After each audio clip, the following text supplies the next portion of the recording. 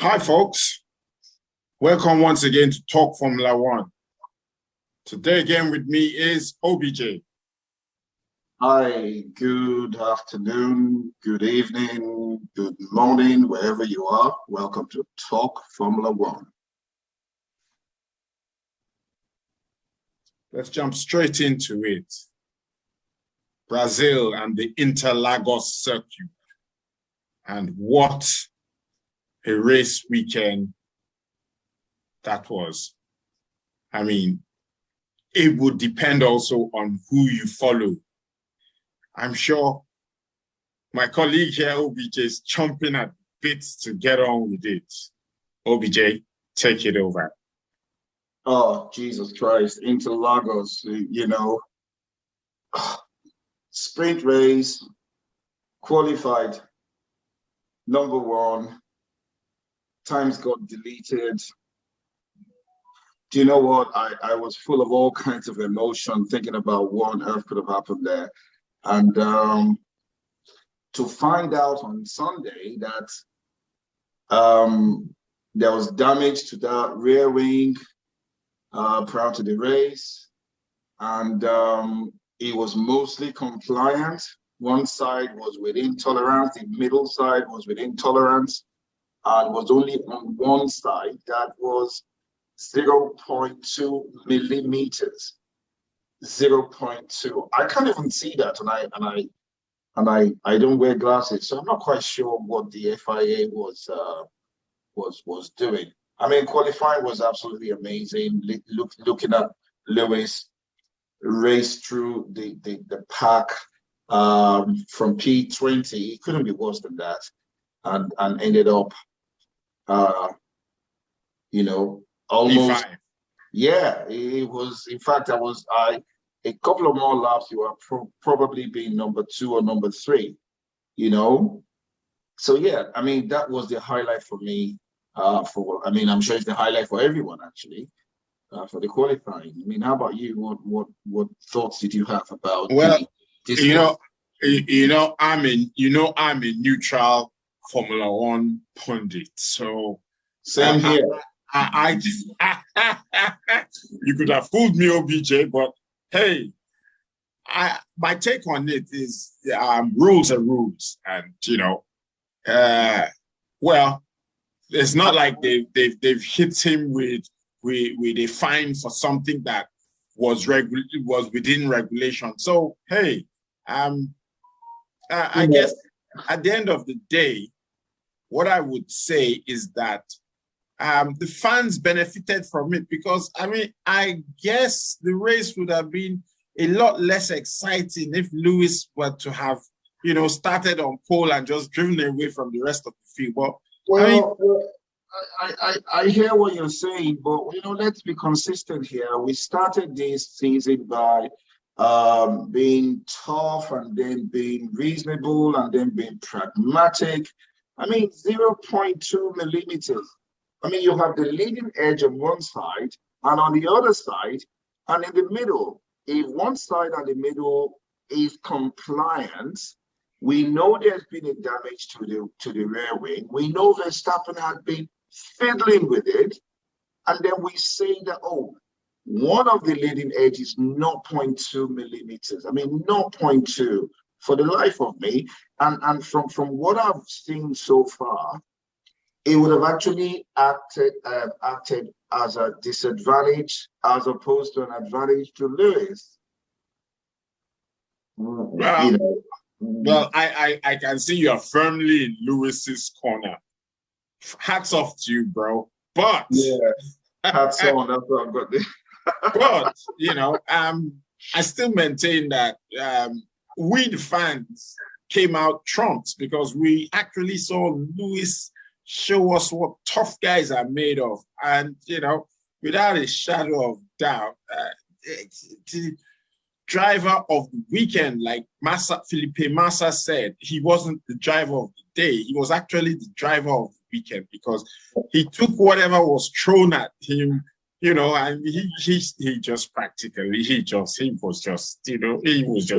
amazing. It was amazing. Yeah, please carry on. I guess it might be early days, but I would say that's that easily goes down as one of the best races that he has delivered. Bearing in mind, he actually set another record at Interlagos till yesterday at Interlagos.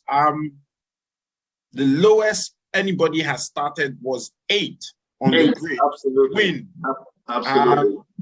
So yes, I mean, I like to look at the silver lining in any situation, and we were treated to some spectacular overtakes from Lewis. I mean, I was even more thrilled with the overtake on Checo because Checo fought back, which is what you want to see, but it was only going to be a matter of time. It was Lewis was he was on fire yesterday. I don't see what they would. I'm seriously thinking now that even if Lewis had started at 20th on the grid yesterday, the mood he was in, he would have still ended up winning that race. My hat is off to Lewis for his performance yesterday. Spectacular. But let's talk about other there were some other ding dong affairs, up and down the what really caught your fancy of other. I mean, Yuki, I've started watching Yuki now. I've taken some kind of interest in Yuki, and this weekend was not his weekend at all. He seems to struggle with the car, with the track. I'm not quite sure. But before I really dive into anything else, I just wanted to say I do agree with you. Lewis showed everyone what a spectacular driver that he is, given that him and Bottas are in the same car, and the performance difference was stunning.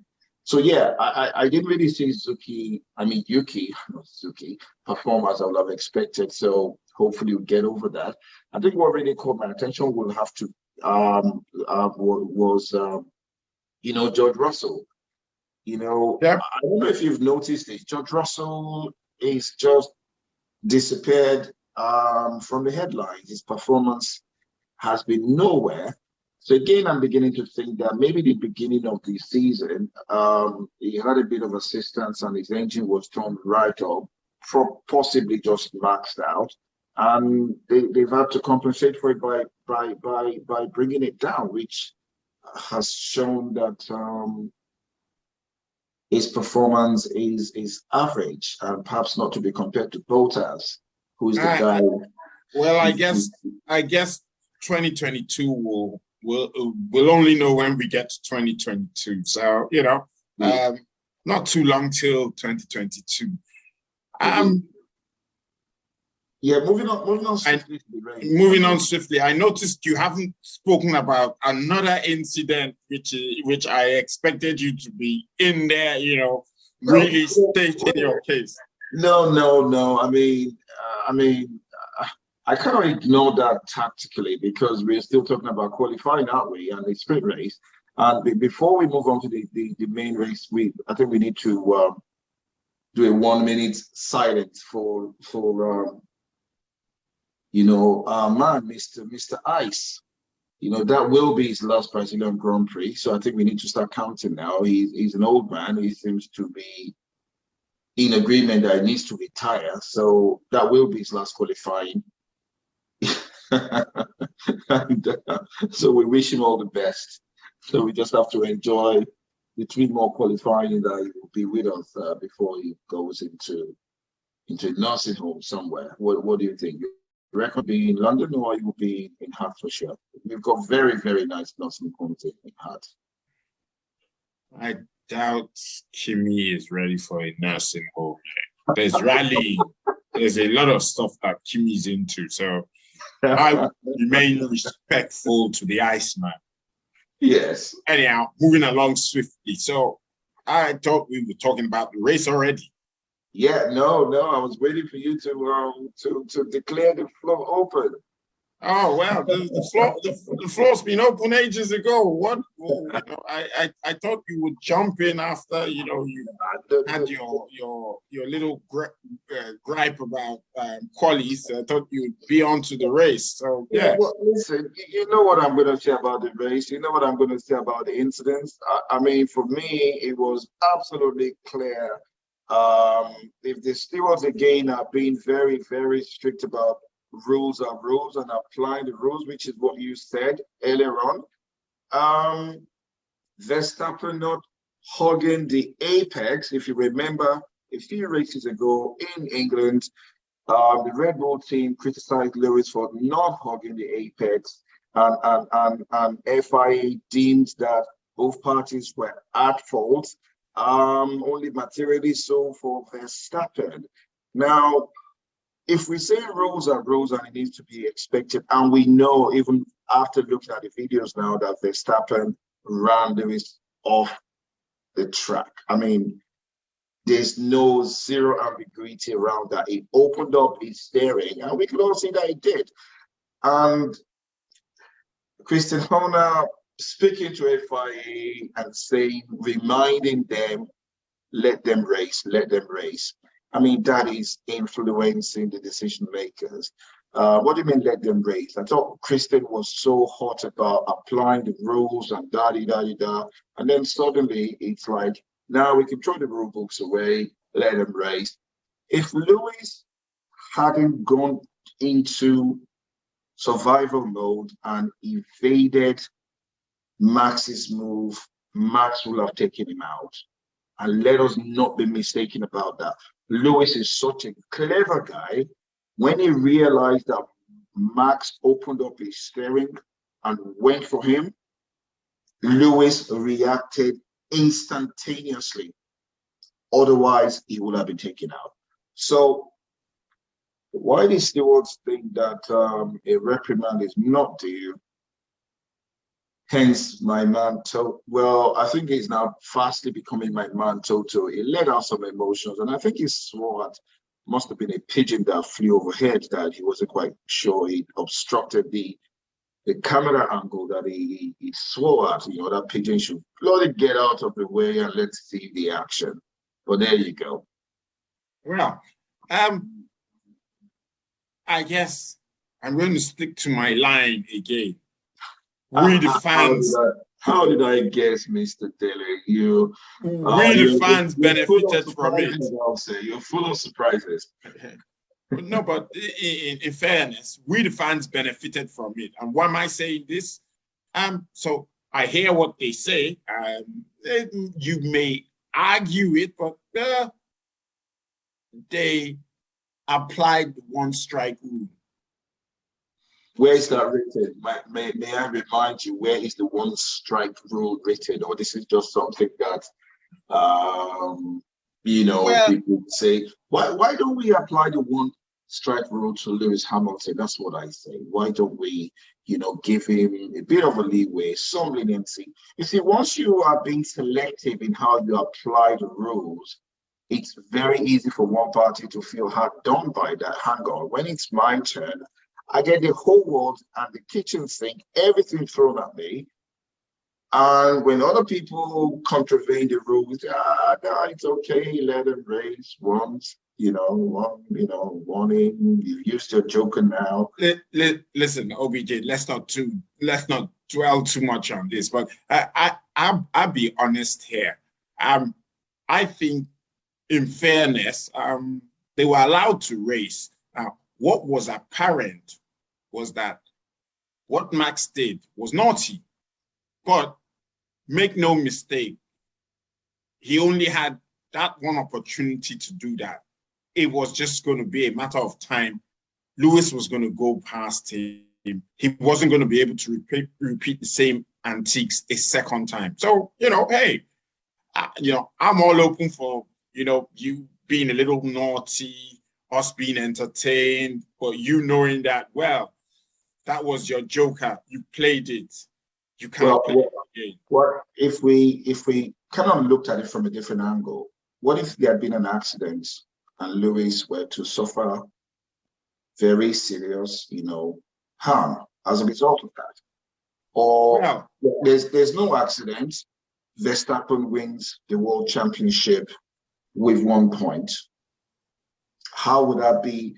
I am so against any form of cheating or anybody having what I would deem to be an unfair advantage, either by favoritism, because it just, for me, it defeats the whole essence of sportsmanship.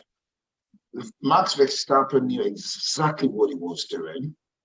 He basically ran Lewis off the track. It's either you abort this overtake or I will crash you out of the, I will crash you out. And this is what Max does all the time. Either you let me through or I will elbow you. And he did the same. Lewis went for the overtake, and Max's attitude is that you either abort this overtake or I will take you out.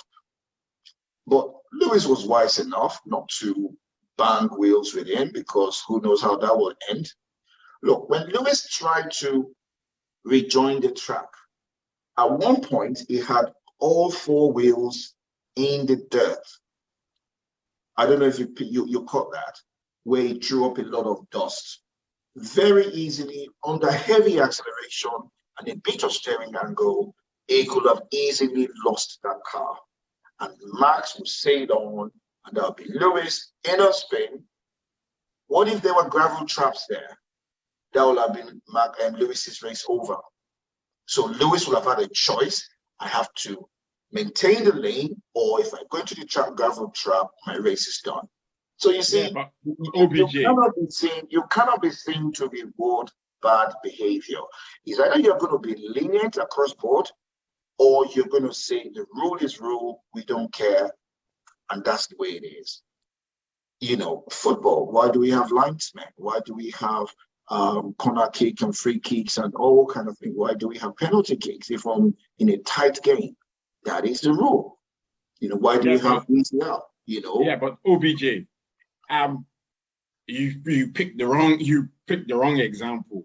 How many football games have gone the way you wanted it? There are obvious penalties that were not given. There were penalties that never were given. It's sports. It's sports at the end of the day. Well, listen, I can understand the regulators getting it wrong. We have to allow for that because they're human. But when they deliberately ignore the rule books, this is where I have a problem. Because where does it stop?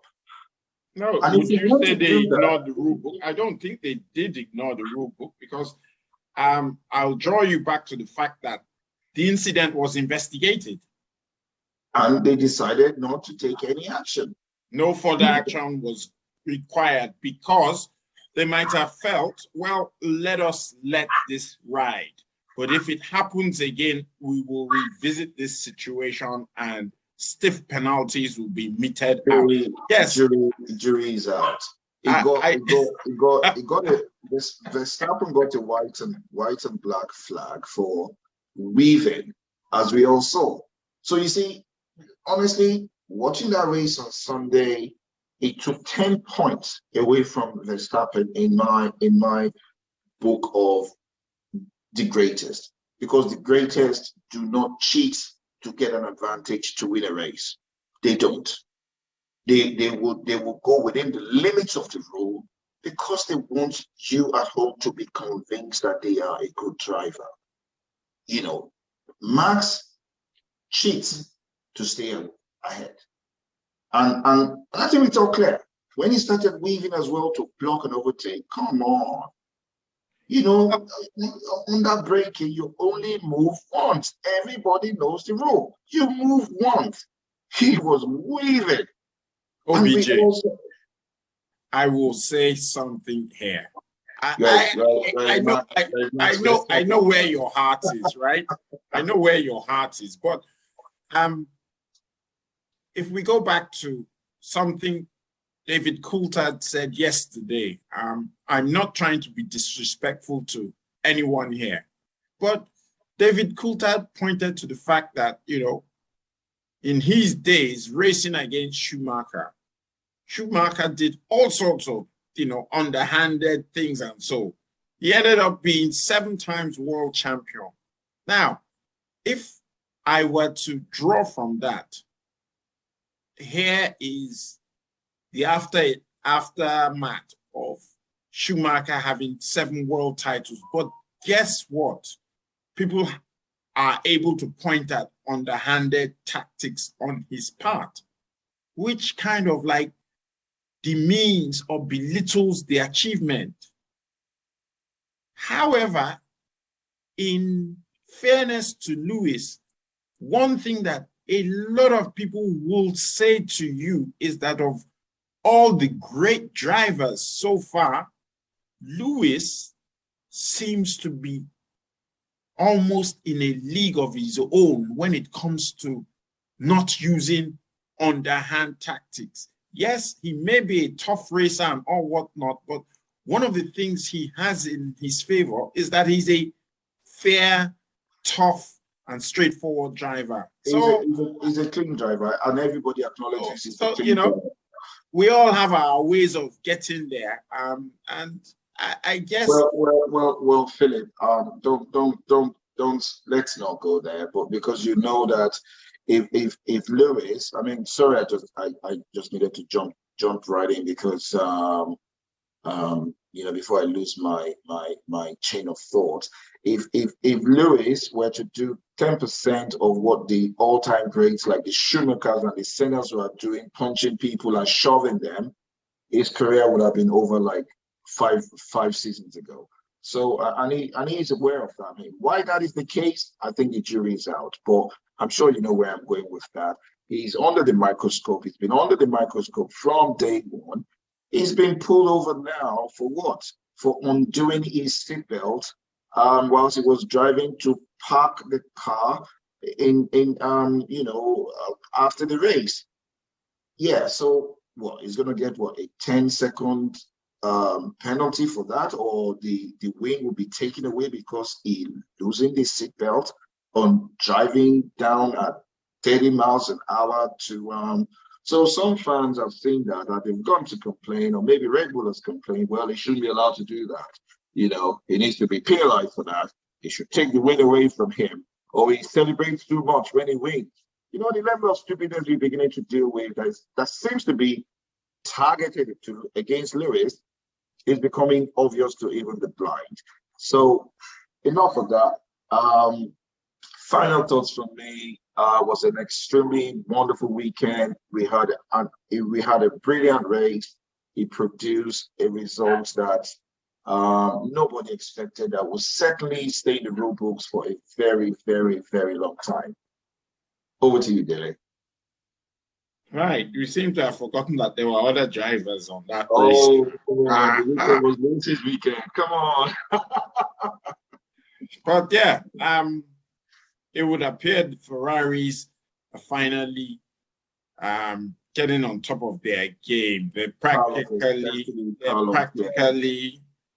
taking third spot back, as one would have expected. McLaren had a dismal day yesterday. I don't know if we expect it to continue that way, but let's hope not, because Lando Norris just Ricardo retired. So what's going on? Oh, well.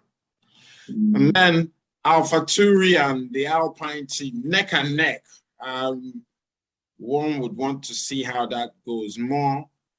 So since Tsunoda has picked up his game and is supporting Gasly, yes, I think that will be an important one to watch. Aston Martin seemed to be on top of things at some point in time, but unfortunately, Stroll's not finished yesterday, and I guess Vettel needs a lot more help from his teammate for them to make any impact. But all in all, yep. Sad thing is that has still failed to score any points this season. So point, yeah, it's totally disappointing. Yeah. But yeah. So I guess we'll look forward to where are we next? Honestly, I know he's in the Middle East somewhere. I think it's Bahrain. Then we're going to go to Saudi Arabia after that. Is it Bahrain or Qatar? Sorry, Qatar. Yes, that will be it. Qatar. Yeah, we'll be in Saudi Arabia. So hopefully we'll be recording this on top of a sand dune or something. Well, whatever happens, I will have to admit that after Mexico, I kind of like thought the title race was over because Mercedes just did not seem to turn up. But after yesterday, wow, yes. Let's go, people. Let us see this go down to the line. Anyhow, I guess we need to wrap it up here. From me, see you next week after we might have seen what happens at Qatar. OBJ. Yeah, thanks, Dele. Wonderful race, wonderful weekend. See you all next week.